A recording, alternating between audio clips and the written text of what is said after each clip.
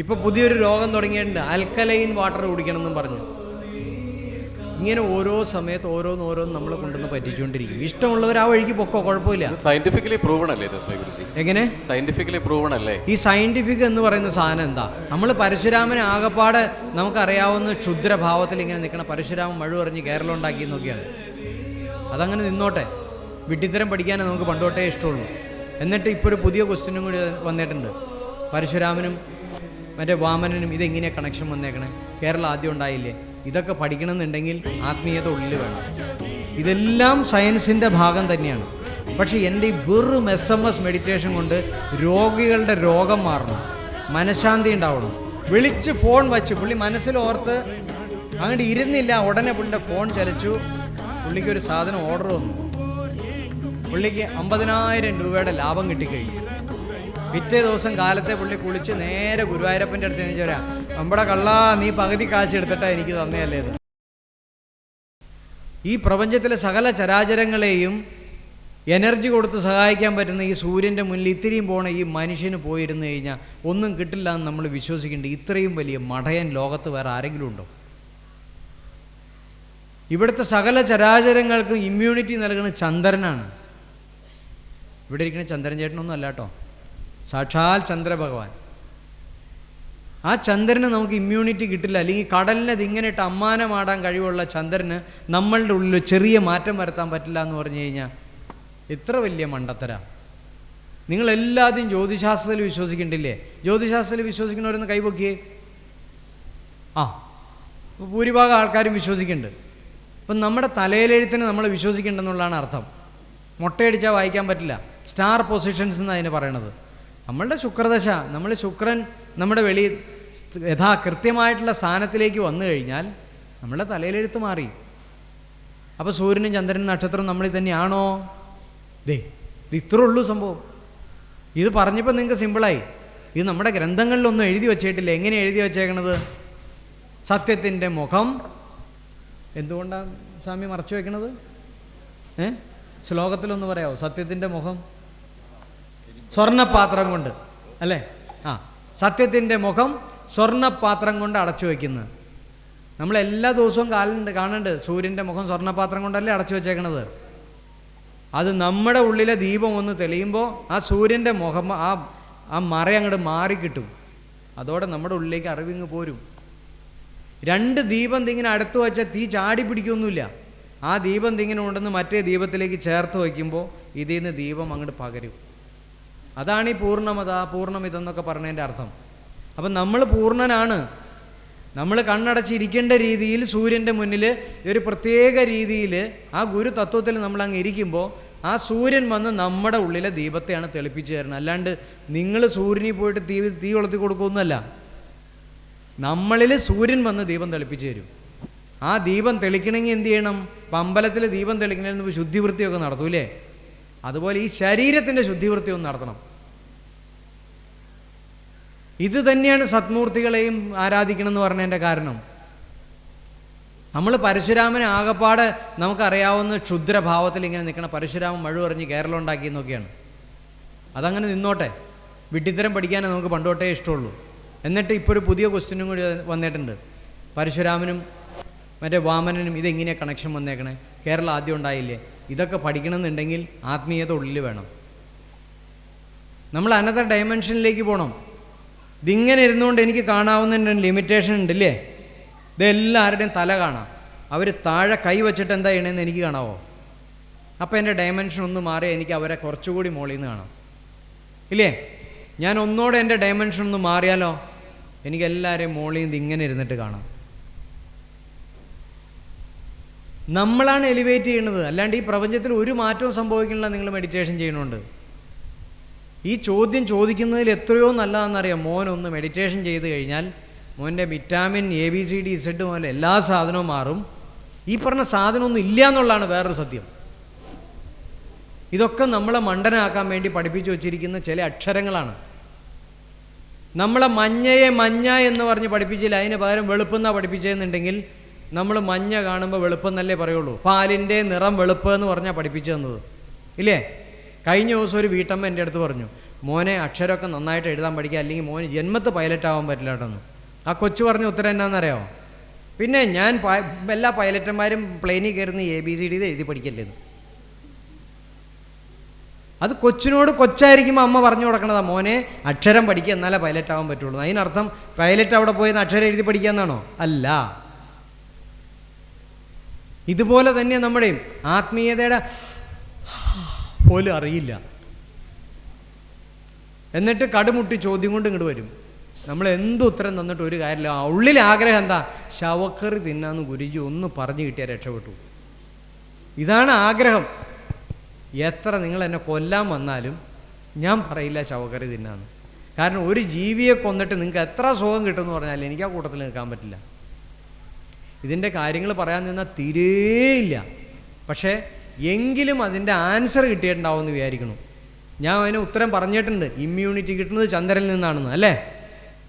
അപ്പോൾ നിങ്ങൾ moon meditation ചെയ്യുമ്പോൾ നിങ്ങളുടെ ഈ വിറ്റാമിൻ A മുതൽ Z മുതൽ ABCDEFG എന്ത് സാധനം വേണമെങ്കിലും അതൊക്കെ പ്രപഞ്ചത്തിൽ നിന്ന് നേരിട്ട് കിട്ടും.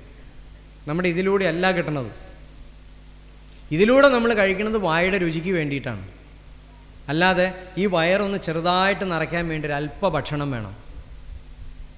അതുപോലെ ജീവൻ നിലനിർത്താൻ വേണ്ടി എന്താണോ വേണ്ടത്? പ്രാണൻ നമുക്ക് കിട്ടണല്ലേ? ഇപ്പോൾ പുതിയൊരു രോഗം തുടങ്ങിയിട്ടുണ്ട്, ആൽക്കലൈൻ വാട്ടർ കുടിക്കണമെന്നും പറഞ്ഞു. ഇങ്ങനെ ഓരോ സമയത്ത് ഓരോന്ന് നമ്മളെ കൊണ്ടുവന്ന് പറ്റിച്ചുകൊണ്ടിരിക്കും. ഇഷ്ടമുള്ളവർ ആ വഴിക്ക് പൊക്കോ, കുഴപ്പമില്ല. സയന്റിഫിക്കലി പ്രൂവൺ അല്ലേ തസ്മൈ ഗുരുജി? എങ്ങനെ സയന്റിഫിക്കലി പ്രൂവൺ അല്ലേ ഈ സയന്റിഫിക് എന്ന് പറയുന്ന സാധനം? എന്താ ഈ നമ്മുടെ ശ്രീനിവാസ പൈ അദ്ദേഹം നേരത്തെ പറഞ്ഞു ന്യൂറോൺസിന്റെ വളർച്ചയ്ക്ക് പല പാരാസൈക്കോളജിസ്റ്റും പലരും ഈ ന്യൂറോൺസിന്റെ ഗ്രോത്തിന് വേണ്ടി പല സപ്പോർട്ടീവായിട്ടുള്ള കണ്ടന്റ് എടുക്കാൻ പറയുന്നുണ്ട്. അപ്പോൾ ഐൻസ്റ്റീൻ വരെയും ഈ പറയുന്ന റിച്ചസ്റ്റ് ഫുഡ് പലതും കഴിച്ചിട്ടുണ്ട്. അപ്പോൾ ഇദ്ദേഹം ഈ ക്വസ്റ്റ്യൻ എഴുതിയ സമയത്തിനകത്ത് ഒരുപാട് സംഭവം എഴുതിയിട്ടുണ്ട്. Vitamin K, vitamin D, vitamin 3, ഫാറ്റിക് acid, ഈ പറയുന്ന പല സംഭവങ്ങളും ഇവിടുത്തെ വെജിറ്റേറിയൻ എന്ന് പറഞ്ഞ് നടക്കുന്നവർ ഇത് കഴിക്കുമ്പോൾ അത് ശരിക്കും നോൺ വെജ് അല്ലേ? ഞാൻ അവർ കഴിക്കണ കാര്യമല്ല പറയണത്. ഞാൻ വെജും നോൺ വെജും ഇതിൻ്റെ ഗുണവും ദൂഷ്യവും പറയാനേ പറ്റുള്ളൂ. ഓരോ വ്യക്തികൾ കഴിക്കാനെടുത്തേച്ച് അല്ലെങ്കിൽ ആ ഭക്ഷണത്തിൽ ഈ ഭക്ഷണം അതെനിക്ക് പറയാൻ പറ്റില്ല. അല്ല, തസ്മൈ ഗുരുജി എന്ന് ആദ്യം നമ്മൾ കേൾക്കുമ്പോൾ ഓടി ഓർമ്മ വരുന്നതെന്ന് വെച്ച് കഴിഞ്ഞാൽ ശവക്കറി.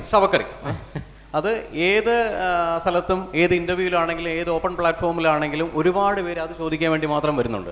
പക്ഷേ താങ്കൾ അവിടെ അന്നും ഇന്നും എപ്പോഴും പറയുന്നത് അതിനെ ശാസ്ത്രീയപരമായി പറഞ്ഞ് മനസ്സിലാക്കുന്നുണ്ട്. പക്ഷേ പല വെജിറ്റേറിയൻ ആണ് എന്ന് പറഞ്ഞ് നിൽക്കുന്ന പുരോഹിതന്മാർ വരെയും ഡെയിലി അവരുടെ ഫുഡ് ഹാബിറ്റ്സിനോടൊപ്പം ഈ പറയുന്ന ടാബ്ലറ്റ്സ് എടുക്കാറുണ്ട്.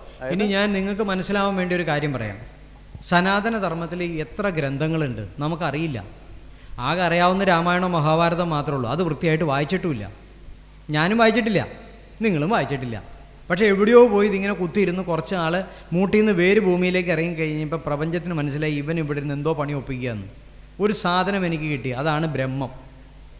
ഈ ബ്രഹ്മത്തിനകത്ത് യഥാർത്ഥ സയൻസിൻ്റെ ഇതിൽ നിന്നാണ് സയൻസ്. ഒരാൾക്ക് ശാന്തമായിട്ട് ഇരിക്കണമെങ്കിൽ അയാൾക്ക് ആത്മീയത വേണം, വേണ്ടേ? തീർച്ചയായിട്ടും. ഞാനിപ്പോൾ എത്ര നേരം ഇങ്ങനെ ഇരിക്കുക, ഇത് വൈകുന്നേരം വരെ എനിക്ക് ഇങ്ങനെ ഇരിക്കാൻ പറ്റും.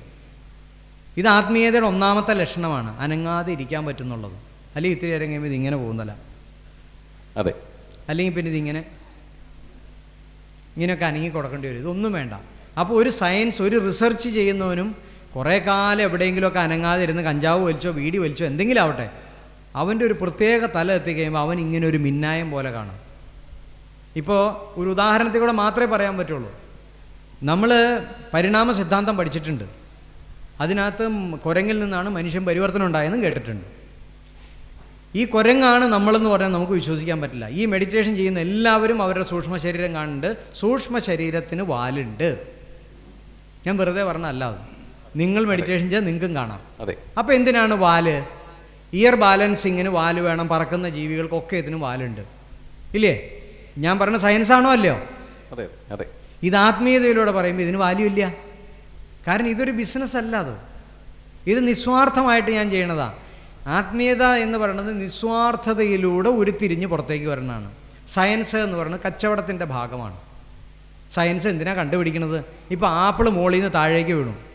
ആ പുള്ളി കണ്ടുപിടിച്ചില്ലായിരുന്നെങ്കിലും തെങ്ങുംകൊല ഇട്ടാലും എന്ത് സാധനം ഇട്ടാലും കീപ്പോട്ടേ വരുള്ളൂ. നമുക്ക് പ്രത്യേകിച്ച് നമ്മുടെ ജീവിതത്തിൽ എന്തെങ്കിലും ഗുണമുണ്ട്. നിങ്ങളുടെ പനി മാറുമോ? ജലദോഷം മാറുമോ? സയൻസ് മോശം എന്നല്ല പറഞ്ഞത്. ഇതെല്ലാം സയൻസിൻ്റെ ഭാഗം തന്നെയാണ്. പക്ഷേ എൻ്റെ ഈ വെറും SMS മെഡിറ്റേഷൻ കൊണ്ട് രോഗികളുടെ രോഗം മാറണം, മനഃശാന്തി ഉണ്ടാവണം, മനസ്സിന് സുഖമായിട്ട് ജീവിക്കാം, ദാമ്പത്തികം, സാമ്പത്തികം, മാനസികം, ശാരീരികം. എന്തുകൊണ്ടാണ് ഇത് പ്രൊമോഷൻ വരാത്തത്? ഇതിനകത്ത് കച്ചവടം ആർട്ടിക്കും ഒരു സാധനവും ഇല്ല, കച്ചവടത്തിൻ്റെ ഒരു എലമെൻറ്റും ഇല്ല. എന്നാൽ നിങ്ങളൊരു കാര്യം ചെയ്തേ, ഒരു പുതിയ എന്തെങ്കിലും ഒരു മെഡിക്കൽ സാധനം ഒന്ന് കണ്ടുപിടിച്ചേ, അത് മാർക്കറ്റിങ്ങിൽ പോയി കഴിഞ്ഞാൽ കൊള്ളാമെന്ന് തോന്നിക്കഴിഞ്ഞാണ്ടല്ലോ അഗ്നി പടരുന്നത് പോലെ പടരും. ഇവിടുത്തെ ആത്മീയ ഗുരുക്കന്മാർ സമ്പാദിച്ചു വച്ചിട്ടുള്ള അറിവിൻ്റെ 100% ഇന്നും ഒരാൾക്കും ഒന്നും കണ്ടുപിടിക്കാൻ പറ്റിയിട്ടില്ല. ഇപ്പോൾ എലൺ മസ്ക് ഇറങ്ങി തിരിച്ചേക്കാണ് ഇവിടെ ഭാരതത്തിൽ എത്ര ടൈപ്പിലുള്ള ഫ്ലൈറ്റ് ഉണ്ടായിരുന്നു കണ്ടുപിടിക്കാൻ. എന്നെ ഫോൺ വിളിച്ച് പറഞ്ഞൊന്നുമല്ല കേട്ടോ, ആരോ ഒരു ജ്ഞാനിയായ ഒരാൾ എൻ്റെ അടുത്ത് പറഞ്ഞതാ, അങ്ങനെ അറിഞ്ഞുള്ള അറിവാണ്. കാരണം എന്താ, ഇവിടെ അനേക തരത്തിലുള്ള വിമാനങ്ങൾ പണ്ടേ ഉണ്ടായിരുന്നു. അസ്ത്രങ്ങൾ കേട്ടിട്ടില്ലേ? അതേപോലെ അനേക രൂപത്തിൽ നമ്മൾ ബാഹുബലി കാണുമ്പോഴേ നമുക്കിങ്ങനെ 3 അസ്ത്രം പിടിച്ചിട്ട് എറിയണതൊക്കെ നമുക്ക് മനസ്സിലാവും. ഓ, ഇങ്ങനെയൊക്കെ നമുക്കറിയാറുന്നില്ലെന്ന്. വിരലുകൾ 4 മടക്കി പിടിച്ച്, ആഹാ, കണ്ടപ്പോൾ എന്തൊരു രസം. എത്രയോ ശ്രേഷ്ഠമായ സംസ്കാരമുണ്ടായിരുന്ന ഭാരതം ഇതിനെ ഒന്നുമല്ലാണ്ടാക്കിയത് ചില കുശാഗര ബുദ്ധിക്കാരുടെ കുടില ബുദ്ധി കൊണ്ടുണ്ടാക്കിയ ചില കുതന്ത്രങ്ങളാണ് ഇവിടെ, വേറെ ഒന്നുമില്ല. അല്ല, ഇതൊന്നും സത്യമല്ല. അത് ഭാരതത്തിൻ്റെ സംസ്കാരം എന്തേ ഞാൻ ഈ പറയണത് തന്നെയാണ്, അല്ലെങ്കിൽ ഈ സ്വാമി പറയണതാ, അല്ലെങ്കിൽ ഇവിടെ ഇരിക്കുന്ന യോഗി വര്യന്മാർ പറഞ്ഞതാ. അതിനെ പൊളിച്ചടക്കാൻ ആര് വന്നിട്ടും കാര്യമില്ല. എന്നോട് എന്ത് ചോദ്യവും നിങ്ങൾ ചോദിച്ചോ, നല്ല സുന്ദരമായിട്ട് സൗമ്യമായിട്ട് നിങ്ങൾക്ക് മനസ്സിലാവുന്ന രീതിയിൽ ഞാൻ പറഞ്ഞുതരാം. അതെത്ര വലിയ സയൻറ്റിഫിക് കാര്യമാണെങ്കിലും എനിക്ക് വിഷമമില്ല. പക്ഷേ ഈ ന്യൂറോ എന്നൊക്കെ പറയണില്ലേ, അതൊക്കെ പറയാൻ കൊള്ളാവുന്നേ ഉള്ളൂ. മനസ്സ് എന്ന് പറയുന്ന സാധനം നമ്മുടെ ശരീരത്തിലല്ല ഇരിക്കുന്നത്. നമ്മുടെ ശരീരത്തിലല്ലാത്ത അല്ലാത്തൊരു സാധനത്തെ പിന്നെ അവരെങ്ങനെയാണ് കണ്ടുപിടിക്കണത്? മനസ്സിനെ പറ്റി ആരെന്താ പഠിച്ചേക്കണേ? മനസ്സിന് 7 തലങ്ങളുണ്ട്. Conscious mind, subconscious mind, unconscious mind, super conscious mind, cosmic level, ozone layer. അപ്പോൾ ഒരു മനുഷ്യൻ്റെ മനസ്സ് ചീത്തയായ ഓസോൺ ലെയറിന് വരെ ചീത്തയാക്കാൻ പറ്റും. മനുഷ്യൻ്റെ മനസ്സ് ചീത്തയാവുന്ന ഇവിടെ എവിടെയെങ്കിലും പഠിപ്പിക്കണ്ടോ? ഏറ്റവും വൃത്തികെട്ട മനസ്സുള്ളത് മനുഷ്യൻ്റെയാണ്. ഓസോൺ ലെയറിന് വിള്ളലുണ്ടാക്കുന്നത് AC ഒന്നുമല്ല, മനുഷ്യൻ്റെ മനസ്സാണ്. ഇവിടെ ഇട്ടുകൊണ്ട് ഒട്ടിക്കുന്ന വെടിക്കെട്ടാണ് ഓസോൺ ലെയറിന് വരെ വിള്ളലുണ്ടാക്കുന്നത്. ഞാൻ വെറുതെ പറഞ്ഞതല്ല, ഇത് ആരെങ്കിലും കേട്ടോട്ടെ, എന്നോട് തർക്കിക്കാൻ വേണ്ടിയിട്ടെങ്കിലും കുറച്ച് സയൻറ്റിസ്റ്റ് വരട്ടെ എന്ന് എഴുതി പറയണതാണ്. വെറുതെ പറഞ്ഞതല്ല, എല്ലാത്തിനും കൃത്യമായിട്ട് എവിഡൻസ് ഉണ്ട്. ആ എവിഡൻസ് എന്ന് പറഞ്ഞാൽ നിങ്ങളുടെ ഉള്ളിലായിരിക്കണം. നിങ്ങളെ ഞാൻ ഇരുത്തി കഴിയുമ്പോൾ നിങ്ങൾക്ക് മനസ്സിലാവും. ഈ മനസാക്ഷിയെ പറ്റി ആർക്കാ അറിയാവുന്നത്? നിങ്ങൾ ഏത് ഗ്രന്ഥം എടുത്ത് നോക്കിയോ, ഭാരതീയ സംസ്കാരത്തിലെ ഗ്രന്ഥമല്ലാണ്ട് മനസാക്ഷിയെപ്പറ്റി ഒരു സ്ഥലത്തും പ്രതിപാദിക്കണില്ല. ഒരു ജീവിക്കുള്ള സാധനമാണ് മനസാക്ഷി എന്ന് പറയുന്നത്. അത് ആ ജീവിയുടെ ഉള്ളിൽ കൊടുത്തിരിക്കുന്ന ഒരു എന്താ പറയുക, ഒരു മൈക്രോ ലെവൽ ചിപ്പ് എന്ന് വേണമെങ്കിൽ പറയാം. ആ ജീവിയുടെ കർമ്മഫലത്തെ മുഴുവൻ കോഡ് ചെയ്ത് വച്ചിരിക്കുന്ന ആ മനസാക്ഷിയിലാണ്. അതിൻ്റെ കർമ്മഫലം അനുഭവിക്കാൻ വേണ്ടിയിട്ടാണ് ഏതൊരു ജീവിക്കും ആ മനസാക്ഷി കൊടുത്തിരിക്കുന്നത്. നമുക്കുണ്ട് മനസാക്ഷി. അതാണ് ലക്ഷ്മണൻ. രാമൻ പോകുന്നിടത്തൊക്കെ ലക്ഷ്മണൻ കൂടെ പോകും, മനസ്സ് പോകുന്നിടത്തൊക്കെ ലക്ഷ്മണൻ ഉണ്ടാവും, ഇല്ലേ? എന്നാൽ നിങ്ങൾ ബാക്കി ഏതെങ്കിലും ഗ്രന്ഥത്തിൽ പറ്റി നിങ്ങൾ തച്ചിന് ഇറങ്ങിക്കോ, നിങ്ങൾ ഇറങ്ങാൻ തയ്യാറാണ്, ഞാൻ പൈസ ഞാൻ മുടക്കിത്തരാം, എന്നിട്ട് മനസാക്ഷിയുള്ളൊരു ഗ്രന്ഥം കൊണ്ടുത്താ ഇല്ല. അപ്പോൾ ഇവിടുത്തെ ഋഷിവരന്മാർ ചുമ്മാ കഞ്ചാവ് അടിച്ചിട്ട് പോയിരുന്നതല്ല. അത് ഇപ്പോഴെ കുറേ കോപ്രായം കാണിക്കുന്നവരുണ്ട്, ശിവമൂലി അടിച്ചിട്ടും കഞ്ചാവ് അടിച്ചിട്ടും പോയിരിക്കുന്നവർ. അതൊക്കെ ആത്മീയതയാണെന്നും പറയാനൊന്നും എന്നെക്കൊണ്ട് വയ്യ. അല്ലെങ്കിൽ ശവക്കറി തിന്നിട്ട് പോയിരിക്കുന്നത് ആത്മീയതയാണെന്ന് പറഞ്ഞാൽ ഞാൻ അംഗീകരിക്കില്ല. ഇതങ്ങനെ കിട്ടുന്ന സാധനമല്ല. നിങ്ങൾക്ക് അമ്പലത്തിനകത്ത് ചെരുപ്പിട്ട് കയറാൻ പാടില്ല എന്നുണ്ടെങ്കിൽ ശവക്കറി തിന്നിട്ട് അമ്പലത്തിൽ കയറിയാൽ നിങ്ങൾക്ക് അവിടെ എന്ത് കിട്ടുന്നതാണ് പറഞ്ഞത്? ചെരുപ്പിനില്ലാത്ത, നമ്മുടെ ശവക്കറിക്കില്ലാത്ത അയിത്താണോ ചെരുപ്പിനുള്ളത്? നിങ്ങൾ തന്നെ സ്വബോധത്തിൽ ചിന്തിച്ചു നോക്ക്. നമ്മുടെ കാലിൻ്റെ സംരക്ഷണത്തിന് വേണ്ടി ഇടുന്ന ചെരുപ്പിട്ടുകൊണ്ട് നിങ്ങൾക്കൊരു ക്ഷേത്രത്തിനകത്ത് കയറാൻ പാടില്ല. ശരിയാണോ? ഗുരുവായൂർ ചെല്ലുമ്പോൾ നിങ്ങളെ ഷർട്ട് ഊരിക്കും. ഇതേ ഗുരുവായൂർ ശവക്കറി തിന്നിട്ട് കയറാമെന്ന് പറഞ്ഞു കഴിഞ്ഞാൽ നിങ്ങൾ ആരൊക്കെയൊക്കെ പറയാൻ കൊള്ളാം? ഇത് മനുഷ്യബുദ്ധിയാണ് എനിക്കിരിക്കണം, എന്നെക്കൊണ്ട് അംഗീകരിക്കാൻ പറ്റില്ല. അപ്പോൾ ഷർട്ട് ഊരണം എന്ന് പറയുന്ന അമ്പലത്തിൽ ശവക്കറി തിന്നിട്ട് കയറാമെന്ന് പറഞ്ഞു കഴിഞ്ഞാൽ അവിടെ ദൈവം ഉണ്ടോ? ദൈവം ഇല്ലാഞ്ഞിട്ടല്ല, ദൈവം അവിടുന്ന് പണ്ടേ പോയി. നിങ്ങൾ ചുമ്മാ കയറി ഇറങ്ങണമെന്ന് മാത്രമുള്ള കച്ചവട സ്ഥലമാണ്. അതിനെ പ്രൊമോട്ട് ചെയ്യാൻ പല അത്ഭുതം പറയും. ഇന്ന് ഒരു സ്ഥലത്തും ദൈവം ഇരിപ്പില്ല. ദൈവങ്ങളെല്ലാം വേറെ ഡയമെൻഷനിലേക്ക് മാറിക്കഴിഞ്ഞു. കാരണം അവർക്ക് ഈ പണ്ടപ്പരപ്പും പരാതിയും കേൾക്കാൻ ഇഷ്ടമല്ല. അവർക്കും സ്വസ്ഥമായിട്ടിരിക്കാനാണ് ഇഷ്ടം. ഇത് കാലത്തോട്ട് വണ്ടിയുടെ ടയർ പഞ്ചറായി, ദേ ടി വി ഉറക്കാനുള്ള ദൈവമേ, ദൈവമേ ദേ ഫാൻ കറങ്ങണില്ല, ദേ കറണ്ട് പോയി ദൈവമേ. ഈ ഉപ്പ് തൊട്ട് കർപ്പൂരം വരെയുള്ള പരാതി കേൾക്കലാണ് ദൈവത്തിൻ്റെ പണി. ഇതാണ് ദൈവത്തിൻ്റെ പണി. ദൈവത്തിനൊരു ക്വാളിറ്റി ഇല്ലേ? ഇത് ഒരു ക്വാളിറ്റി ഇല്ലാണ്ടാക്കിക്കാൻ. നമ്മുടെ സ്വഭാവം എന്തുട്ടാന്നറിയോ? നമ്മൾ എന്ത് ചെയ്താലും ദൈവത്തിന് കൈക്കൂലി കൊടുക്കുക. പണ്ടൊരാൾ എന്ത് ചെയ്തു എന്ന് ചോദിച്ചു കഴിഞ്ഞാൽ ദൈവത്തിനോട് പറഞ്ഞു, ദൈവമേ ഞാൻ ഉദ്ദേശിക്കുന്ന കാര്യം നടത്തി തന്നെ നടന്ന എൻ്റെ കിട്ടിയതിൻ്റെ പകുതി ഞാൻ ദൈവത്തിന് കൊടുത്തേക്കാമെന്ന് പറഞ്ഞു. വിളിച്ച് ഫോൺ വച്ച് പുള്ളി മനസ്സിലോർത്ത് അങ്ങോട്ട് ഇരുന്നില്ല. ഉടനെ പുള്ളിയുടെ ഫോൺ ചലിച്ചു. പുള്ളിക്കൊരു സാധനം ഓർഡർ വന്നു. പുള്ളിക്ക് 50,000 രൂപയുടെ ലാഭം കിട്ടിക്കഴിഞ്ഞു. പിറ്റേ ദിവസം കാലത്തെ പുള്ളി കുളിച്ച് നേരെ ഗുരുവായൂരപ്പൻ്റെ അടുത്ത് എന്ന് ചോദിച്ചാൽ, നമ്മുടെ കള്ളാ നീ പകുതി കാശ് എടുത്തിട്ടാ എനിക്ക് തന്നെയല്ലേ എന്ന്. അപ്പോൾ പകുതി കൊടുക്കണ്ടല്ലോ. ഇതാണ് നമ്മുടെ പരിപാടി. 5 രൂപ കൈക്കൂലി കൊടുത്തേച്ച് 1,00,000 രൂപയുടെ കാര്യം ചോദിക്കും. എൻ്റെ മോൾക്ക് MBBS അഡ്മിഷൻ മേടിച്ച് തന്നെ ഗുരുവായൂരപ്പാ 50 രൂപയുടെയും ചീട്ടെടുത്ത് തന്നേണ്ടേ. ഏത് 35 ലക്ഷം രൂപയുടെ സീറ്റാണ്. 50 രൂപയുടെ ടിക്കറ്റ് എടുത്തേച്ച് കൈക്കൂലി എടുത്തിട്ട് ചോദിക്കുക.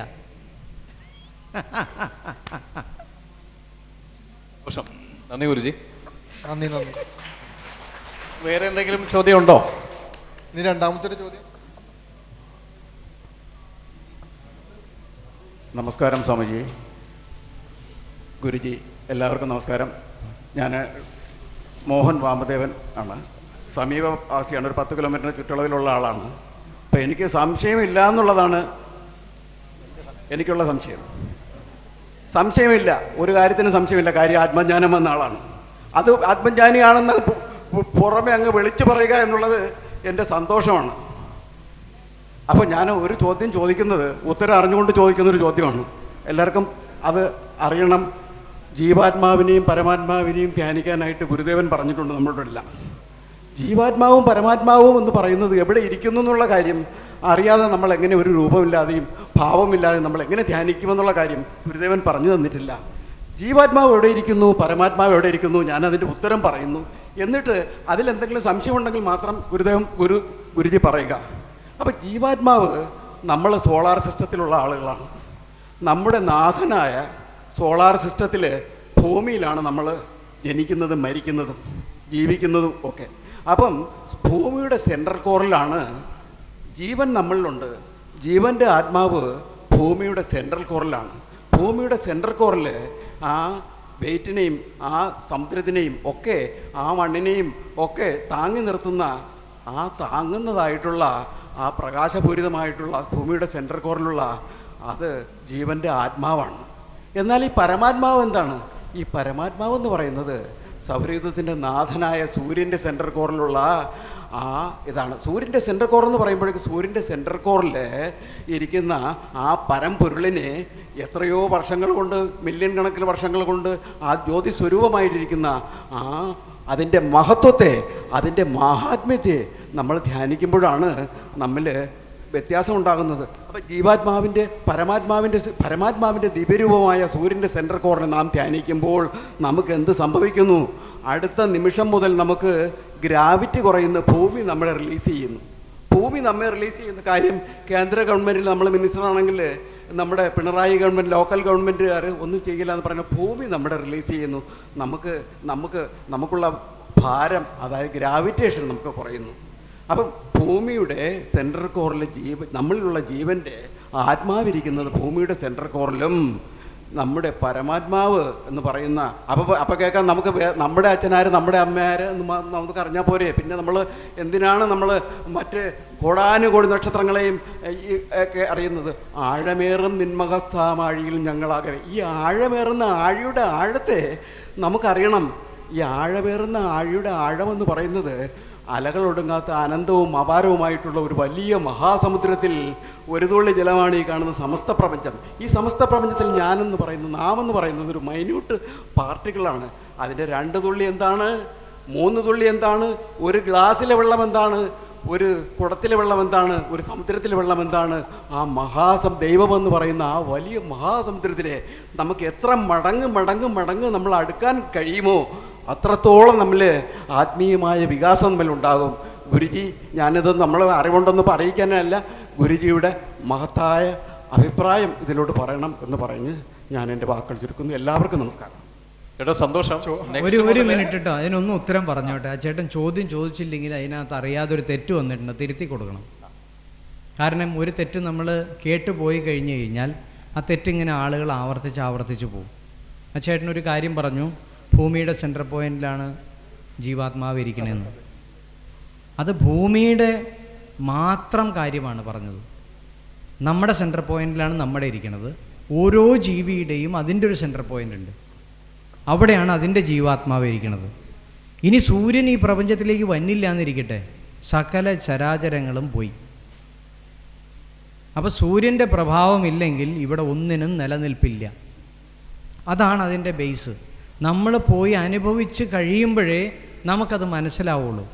അല്ലെങ്കിൽ നമുക്കെന്ത് പറ്റുന്നറിയാമോ, നമ്മൾ ഈ പുസ്തകത്തിൽ വായിക്കുന്ന രാമനും സീതയും ലക്ഷ്മണനും, ഞാൻ ഒരിക്കൽ ഒരു സ്ഥലവും സാഹചര്യവും പറയണില്ല, എന്താണെന്ന് വെച്ചാൽ അത് ആരെയും അവഹേളിക്കാൻ വേണ്ടി പറഞ്ഞല്ല. അന്നവസ്ത്രാദി മുട്ടാതെ തന്നു രക്ഷിച്ചു ഞങ്ങളെ. അന്നവും വസ്ത്രവും പോലും അന്നം വസ്ത്രത്തിൽ മുട്ടാതെ തന്നു രക്ഷിക്കുന്ന ഭഗവാനെ. കച്ചവടം എങ്ങനെയുണ്ട്? ഇത് ഞാനാണോ പഠിപ്പിക്കേണ്ടത്? എനിക്ക് അതിൻ്റെ പണിയൊന്നുമില്ല. ഇതൊരാൾ പഠിപ്പിക്കുന്നത് എൻ്റെ ഈ കാതും കൊണ്ട് കേട്ടതാണ്. ഞാൻ പറഞ്ഞോടത്ത് പറഞ്ഞ് കേട്ടതല്ല. എനിക്ക് അയാളെ ചീത്തയാക്കാനോ മോശമാക്കാനോ ആഗ്രഹമില്ല. ഇന്ന് കൂടുതലും തൊഴിലാളികളാണ് ചേട്ടാ. കാരണം എന്താണെന്ന് വെച്ചാൽ 2 അക്ഷരം കൂട്ടി വായിക്കാൻ പഠിക്കും, ഞാനും എന്തെങ്കിലും അറിയാമെന്ന് പറഞ്ഞുകൊണ്ട് കിടക്കും. നമ്മൾ ഇതിനെ ആചരിച്ച് ജീവിക്കണം. ഒരു ഗുരു പറഞ്ഞിരിക്കുന്ന ആ ഗുരുവിൻ്റെ പേരിനെ നമ്മൾ കളങ്കപ്പെടുത്തുകയാണ്. ശ്രീനാരായണ ഗുരു പറഞ്ഞിരിക്കുന്ന തത്വത്തെ ജീവിതത്തിൽ ആചരിച്ച് ജീവിക്കുന്നവനാണ് ആ ഗുരുവിൻ്റെ ശിഷ്യൻ. അല്ലാത്തവൻ ആ ഗുരുവിൻ്റെ ശിഷ്യനല്ല. അത് വെള്ളാപ്പള്ളി ആയാലും അത് ആര് തന്നെയാണെങ്കിലും അങ്ങനെ തന്നെയാണ്. കാരണം വെള്ളാപ്പള്ളിയാണ്, അതുകൊണ്ട് പുള്ളിക്ക് കരിമീൻ കൂട്ടിയിട്ട് തരാമെന്നൊന്നും ഗുരുദേവൻ പറഞ്ഞിട്ടില്ല. ഒരിക്കലും സഹോദരൻ അയ്യപ്പന് ഗുരുദേവൻ 1 രൂപ കൊടുത്തിട്ടുമില്ല മീൻകറി കൂട്ടിക്കോ എന്ന് പറഞ്ഞ്. ഞാൻ കൊടുക്കില്ലാത്തത് പിന്നെ സഹോദരൻ അയ്യപ്പന് കൊടുക്കുമോ? എൻ്റെ ശിഷ്യനൊരാൾ മീൻകറി കൂട്ടാനോ 1 രൂപ തരാമോന്ന് ചോദിച്ചാൽ പോയി പണി വെക്കാൻ പറയും. ഇനി വേണ്ട, എൻ്റെ ശിഷ്യഗണങ്ങളുടെ ആരുടെയെങ്കിലും അടുത്ത് ഗുരുജി ഇങ്ങനെ ഒരാൾ 1 രൂപ ചോദിക്കുന്നുണ്ട് ഭക്ഷണം കഴിക്കാനാന്ന്, നീ വേണമെങ്കിൽ ഭക്ഷണം മേടിച്ചു കൊടുത്തോ, 1 രൂപ കൊടുക്കരുതെന്ന് പറയും. കാരണം അവൻ ചിലപ്പോൾ പോയി ശവക്കറി കഴിക്കുക, അതിൻ്റെ കർമ്മഫലം നീ അനുഭവിക്കേണ്ടി വരും. അപ്പോൾ എന്നേക്കാൾ നന്നായിട്ട് അറിയാവുന്നതായിരുന്നു എൻ്റെ ഗുരുവിന്. അപ്പോൾ എൻ്റെ ഗുരു ഒരിക്കലും സഹോദരൻ അയ്യപ്പന് 1 രൂപ കൊടുത്തിട്ടില്ല എന്നുള്ളത് 100% ഉറപ്പാണ്. ഇനി ഉറപ്പാണോ അല്ലയോ എന്ന് അറിയണമെന്നുണ്ടെങ്കിൽ ശ്രീനാരായണ ഗുരുവിൻ്റെ ഒരു ദർശനം കൊണ്ട് മോക്ഷം കിട്ടിയ ആൾക്കാരുണ്ട്, ഇല്ലേ? സഹോദരൻ അയ്യപ്പൻ്റെ അവസാന കാലം എങ്ങനെയായിരുന്നു എന്ന് പോയി അന്വേഷിച്ച് നോക്കും. കള്ളത്തരം പറഞ്ഞതിനൊരു പരിധി ഉണ്ടില്ലേ? അപ്പോൾ ശവക്കറി കൂട്ടിയാൽ എന്താണെന്നുള്ളത് മനസ്സിലാക്കാൻ സഹോദരൻ അയ്യപ്പനുണ്ട്. ധർമ്മത്തിൽ ജീവിക്കുമ്പോൾ എങ്ങനെയാണ് അവസാന കാലഘട്ടം എന്ന് മനസ്സിലാക്കാൻ വേണ്ടി ബോധാനന്ദ സ്വാമിയുണ്ട്. ഇതിനെ രണ്ടിനെയും നിങ്ങൾ നോക്കിക്കോ. ഗുരുവിൻ്റെ വാക്കുകളെ അനുസരിച്ച് ജീവിച്ചില്ലെങ്കിൽ ഒരു ശിഷ്യൻ എന്ത് പറ്റുന്ന കൃത്യമായിട്ട് മനസ്സിലാക്കി കൊടുക്കുന്ന 2 ഉദാഹരണങ്ങളാണ് ഞാൻ പറഞ്ഞത്. ഗുരുദേവൻ ഒരു മനുഷ്യനോടും ശവക്കറി കൂട്ടാൻ പറഞ്ഞിട്ടില്ല. കഴിഞ്ഞ ദിവസം ആരോ ഒരാൾ നമ്മുടെ ക്ലാസ്സിൽ ഒരാളോട് ചോദിച്ചു, ഗുരുദേവൻ്റെ തലയിൽ തേങ്ങയ്ക്കടിച്ചാണ് സമാധിയുടെ സമയത്ത്, നമ്മുടെ ക്ലാസ്സിലല്ല, ഒരു വീഡിയോൻ്റെ ക്ലിപ്പിങ്ങാണ് ഞാൻ കണ്ടത്. ഗുരുദേവൻ സമാധിയാവാനിരിക്കുന്ന സമയത്ത് പ്രാണൻ്റെ ഗതി ഇതിലെ മൂർധാവിലൂടെ കടന്നു പോകണ്ടായിരുന്നില്ല. അപ്പം തലയ്ക്ക് തേങ്ങയ്ക്ക് ഒരു വടി വെച്ച് കൊടുക്കേണ്ടി വന്നു എന്നാണ് ആളുകൾ പറയണത്. ആ പുള്ളിക്ക് സമാധി എന്താന്ന് പോലും അറിയാൻ പാടില്ല, ചമ്മന്തി പോലും അറിയില്ല. സമാധി എന്താ തേങ്ങയ്ക്ക് മുട്ടി തുറന്നു കൊടുക്കുന്ന സാധനമാണോ? ഇത് അവനവൻ സ്വയം പ്രാണനെ എങ്ങനെ കൊണ്ടുപോകണം, എങ്ങനെ എടുക്കണം, എങ്ങനെ കൊടുക്കണം എന്നൊക്കെ അറിയാവുന്ന ഒരു യോഗീശ്വരനായിരുന്നു ശ്രീനാരായണ ഗുരു. ഇനി ശ്രീനാരായണ ഗുരുവിന് മോക്ഷം കൊടുക്കാൻ വേണ്ടി അവിടെ നമ്മൾ വിളക്ക് കത്തിച്ചിട്ട് വേണോ? അവിടെ പൂർണ്ണകുംഭം സമർപ്പിച്ചിട്ട് വേണോ? ഒന്നും വേണ്ട. ഗുരുദേവന് ഇതിൻ്റെ ഒന്നും ആവശ്യമില്ല. ഗുരുവിൻ്റെ പേര് നമ്മൾ ഉച്ചരിക്കണ്ടോ, നമ്മൾ പ്രൊമോട്ട് ചെയ്യപ്പെടുക. അല്ലാണ്ട് ഗുരുദേവനോട് പ്രൊമോഷൻ്റെ ആവശ്യമൊന്നുമില്ല. ഇപ്പം ജീവാത്മാവും പരമാത്മാവും എന്ന് പറഞ്ഞ് ഇനി ആരെങ്കിലോടും പറയുമ്പോൾ എല്ലാ ജീവൻ്റെയും ആത്മാവ് ഇരിക്കണം അതിൻ്റെ സെൻറ്റർ പോയിന്റിലാണ്. പരമാത്മ ചൈതന്യം അവിടെ ഉണ്ടെങ്കിൽ മാത്രമേ ഈ ജീവന് നിലനിൽപ്പുള്ളൂ. ആ സൂര്യൻ അവിടെ നിന്ന് അങ്ങോട്ട് മാറിയാൽ പരിപാടി തീർന്നു, കച്ചവടം ഇല്ല. പിന്നെ ഭൂമിയിൽ മൊബൈൽ ഫോൺ പോലും പിന്നെ വർക്ക് ചെയ്യില്ല. ഒരു ഇലക്ട്രോണിക് സാധനത്തിൻ്റെ കാര്യം പറഞ്ഞു, മനുഷ്യൻ മാത്രമല്ല. പക്ഷെ നമ്മൾ പറയുമ്പോൾ എപ്പോഴും മനുഷ്യനെ മാത്രമേ നമ്മൾ കാണുന്നുള്ളൂ. ഒരു എറുമ്പിനെ കാണുന്നില്ല, ഒരു പൂച്ചയെ കാണുന്നില്ല, ഒരു ആടിനെ കാണുന്നില്ല, ഒരു എന്താ പറയുക, ഒരു ജീവജാലങ്ങളെ പോലും നമ്മൾ കാണണില്ല. മനുഷ്യൻ എത്ര നികൃഷ്ടനാണെന്ന് മനസ്സിലാക്കണമെന്നുണ്ടെങ്കിൽ നമ്മൾ ജീവിക്കുന്നതിൻ്റെ പരിസരം നോക്കുക. ഒരു പുല്ലിന് ജീവിക്കാൻ പറ്റില്ല. ഒരു പുൽക്കുടി മുതൽ ഒരു ജീവജാലങ്ങൾക്ക് നമ്മൾ ജീവിക്കുന്നതിൻ്റെ പരിസരത്ത് ജീവിക്കാൻ പാടില്ല. അപ്പം നമ്മൾ ശ്രേഷ്ഠനാണോ? യേശുക്രിസ്തു ഇതേ വാക്ക് തന്നെയാണ് പറഞ്ഞത്. നിന്നെപ്പോലെ നിൻ്റെ അയൽക്കാരനെ സ്നേഹിക്കണം എന്ന് പറഞ്ഞു. നിൻ്റെ അയൽക്കാരൻ എന്ന് പറഞ്ഞാൽ അടുത്ത വീട്ടിലെ പൗലോസിനെ അല്ല. നിൻ്റെ അയൽക്കാരൻ എന്ന് പറഞ്ഞാൽ നിന്നോട് തൊട്ട് ചേർന്ന് നിൽക്കണ പുൽക്കൊടി വരെ നിൻ്റെ അയൽക്കാരനാണ്. അതാണ് ശ്രീനാരായണ ഗുരു പറഞ്ഞത്. എല്ലാം ആത്മസഹോദരരല്ലേന്ന്. അപ്പം നമ്മുടെ ഇന്ത്യൻ പ്ലഡ്ജ് പറഞ്ഞാൽ എന്താ? ഇന്ത്യ എൻ്റെ രാജ്യമാണ്, എല്ലാ ഇന്ത്യക്കാരും എൻ്റെ സഹോദരി സഹോദരന്മാരാണ്. ഇതല്ലേ നമ്മൾ ഇന്ത്യൻ പ്ലഡ്ജ് പഠിപ്പിച്ചത്? നമ്മുടെ ശരിക്കും സംസ്കാരം എന്താ? എല്ലാവരും ആത്മസഹോദരരാണെന്ന്. അത് സത്യമാണത്, ഒരു സംശയമില്ല. ഞാൻ വിവാഹം ചെയ്യുന്നവരെ എൻ്റെ ധർമ്മപത്നി എൻ്റെ ആത്മസഹോദരി തന്നെയായിരുന്നു. ഞാൻ വിവാഹം ചെയ്യാമെന്ന് തീരുമാനിക്കുമ്പോൾ ഞങ്ങൾ രണ്ടുപേരും ദൈവത്തിൻ്റെ ഏത് ഭാവമാണ് കല്യാണം കഴിക്കുന്ന ദിവസം? കല്യാണം കഴിക്കുമ്പോൾ ഭാര്യയും ഭർത്താവും ദൈവത്തിൻ്റെ ഏത് ഭാവത്തിലാണ്? മഹാദേവനും പാർവതിയായിട്ടാണ് വരുന്നത് അല്ലേ? സങ്കല്പം മാറി അഗ്നിസാക്ഷിയായിട്ട് ഞാൻ അവരെ സ്വീകരിക്കുകയാണ്. ആരുടെ അടുത്തുനിന്ന്? അവരുടെ മാതാപിതാക്കളുടെ കയ്യിൽ നിന്ന് ഇനിയുള്ള കാലം ഞാൻ സംരക്ഷിച്ചോളാം എന്നും പറഞ്ഞ് മേടിക്കുക. അവർ ദാനമായിട്ട് നൽകിയത്, അത്രയും കാലം വളർത്തി വലുതാക്കിയ മകളെ എനിക്ക് ദാനമായിട്ടാണ് തരുന്നത്. അവരൊന്നും പ്രതീക്ഷിക്കാതെ. എൻ്റെ വീട്ടിൽ ചമ്മന്തി അരയ്ക്കാനോ അല്ലെങ്കിൽ എൻ്റെ വീട്ടിൽ കൊണ്ടുപോയി തല്ലിക്കൊല്ലാനോ കൊണ്ടുപോകണതല്ല. ഞാൻ എൻ്റെ ധർമ്മപത്നിയെ ഇതുപോലെ കൊണ്ടു കിടക്കണം. ഇത് എൻ്റെ ധർമ്മപത്നി ഇവിടെ ഇരിപ്പുണ്ട്, നിങ്ങൾ ചോദിച്ചു നോക്ക് എങ്ങനെയാണ് കൊണ്ടു കിടക്കണമെന്ന്. ഇങ്ങനെ പച്ചയ്ക്ക് പറയാൻ ധൈര്യമുള്ളവനായിരിക്കണം. അല്ലാത്തവൻ എന്തെങ്കിലും തൊഴിലാളിയായിട്ട് നടന്നിട്ട് കാര്യമില്ല.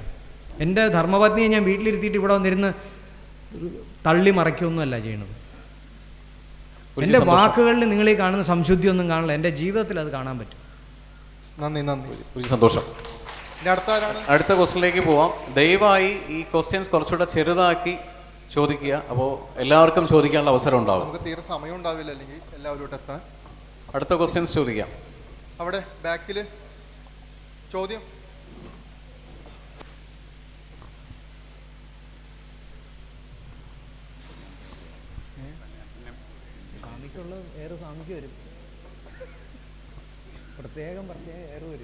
ഓഡിയൻസിന്റെ ഭാഗത്ത് നിന്ന് ആർക്കെങ്കിലും ചോദ്യങ്ങൾ ചോദിക്കാം? തസ്മൈ ഗുരുജി, ഒരു സംശയം ഞാൻ ചോദിക്കട്ടെ. അയ്യോ, കാര്യം എന്താണെന്നറിയാമോ? ഇവിടെ വന്നിരിക്കുന്നതിലെ ഭൂരിഭാഗം ആൾക്കാരും തസ്മൈ ഗുരുജിയുടെ ഫോളോവേഴ്സാണ്. തസ്മൈ ഗുരുജിയെ വന്ന് കണ്ട് അങ്ങയുടെ ആ ഒരു അനുഗ്രഹം അല്ലെങ്കിൽ അങ്ങയുടെ ഗൈഡൻസ് വാങ്ങിച്ചാൽ ജീവിതത്തിൽ നല്ല പരിവർത്തനം വരും എന്നുള്ള വിശ്വാസക്കാരാണ്. അല്ല എന്നുള്ളവരുണ്ടെങ്കിൽ കൈപൊക്കാം. അങ്ങനെ വിശ്വാസം ഇല്ലാത്തവർ. വിശ്വാസമല്ല എന്നുള്ളതാണ്. വിശ്വാസമല്ല, അനുഭവമാണ്. അനുഭവമാണ്. അതെ, അനുഭവമാണ്. അപ്പോൾ ഞാൻ ഇന്ന് പറഞ്ഞു തസ്മൈ ഗുരുജി പറയുന്നതനുസരിച്ച് ഇത് ചെയ്താൽ അദ്ദേഹത്തിൻ്റെ അസുഖം മാറുമെന്ന് അദ്ദേഹം പറഞ്ഞപ്പോൾ തസ്മൈ ഗുരുജി പറഞ്ഞു ഞാൻ അങ്ങനെ പറഞ്ഞിട്ടില്ല എന്ന്. പക്ഷേ അങ്ങ് ചെയ്യുന്നത് അതല്ലേ, പിന്നെ എന്തുകൊണ്ട് ഞാനങ്ങനെ പറഞ്ഞില്ല എന്ന് പറയുന്നത്? അത് അങ്ങയുടെ എളിമയല്ലേ? അല്ലല്ല, എളിമയല്ല. അത് ഞാൻ സത്യം പറയണതാണ്. എന്താണെന്ന് പറഞ്ഞുതരാം. എളിമ എന്ന് പറയുന്നത് എന്താണെന്ന് പറയാം. ഇപ്പം നിങ്ങൾ പറയാണ് തസ്മൈ ഗുരുജി ഒരു അർദ്ധനാരീശ്വരനാണെന്നുള്ളത്. അതെൻ്റെ അവസ്ഥയാണ്. ഞാനൊരു പുരുഷനാണ് അല്ലേ, ചുരിദാർ പോലത്തെ ഡ്രസ്സായിട്ടേക്കണേ, മുടി നീട്ടി കെട്ടിയേക്കാണ്. അത് പറഞ്ഞ് ഞാൻ സമ്മതിക്കില്ല. ഞാൻ ആരുടെ അസുഖം മാറുന്നില്ല. ഞാനൊരു വിദ്യ പഠിച്ചിട്ടുണ്ട്. ഏതാണ്? നമ്മുടെ ചരക ശുശ്രുത ഗുരുക്കന്മാർ പണ്ട് ചെയ്തുകൊണ്ടിരുന്ന വിദ്യ എന്താണോ, ആ ഗുരുക്കന്മാരുടെ അനുഗ്രഹം കൊണ്ട് ഈ പ്രപഞ്ചത്തിൽ എത്ര ഗുരുക്കന്മാരുണ്ടോ, ആ ഗുരുക്കന്മാരിരിക്കുന്ന സന്നിധിയിൽ എനിക്ക് പോകാൻ ഭാഗ്യം കിട്ടിയിട്ടുണ്ട്, അവരുടെ അനുഗ്രഹം കിട്ടിയിട്ടുണ്ട്. എന്തുകൊണ്ടാണ്? ഇവിടെ വേറെ ആരും ഇതേപോലെ ജീവിക്കാൻ തയ്യാറില്ല. പറയാൻ ആളുണ്ട്. നിങ്ങൾ നിഷ്ഠയോടെ ഒന്ന് ജീവിക്കുക. നിങ്ങൾ ഈ പറയുന്ന സകല ഗുരുക്കന്മാരും വന്ന് വിളിച്ചുകൊണ്ട് പോകും. ഒരു നല്ല ആളുണ്ടെങ്കിലല്ലേ കൊണ്ടുപോകുള്ളൂ. എന്തുകൊണ്ടാണ് കേരളത്തിൽ BJP ഇതുവരെ ജയിക്കാത്തത്? പറ. ഉത്തരം നിങ്ങൾക്ക് കിട്ടിയില്ലേ? നമ്മൾ അതിലേക്ക് കിടക്കണോ? അത് വേണം. ഒരു വാക്കേ ചോദിച്ചോളൂ. നമ്മൾ രാഷ്ട്രീയത്തിലേക്ക് പോകണല്ലോ. എന്തുകൊണ്ടാണ് ജയിക്കാതെ? അവർ കള്ളന്മാരോ വൃത്തികെട്ടവരോ എന്തോ ആവട്ടെ, ഉള്ളിൻ്റെ ഉള്ളിൽ നമുക്ക് കാരണം അറിയാം. ആ ഒരു കാരണം കൊണ്ട് ജയിക്കില്ല.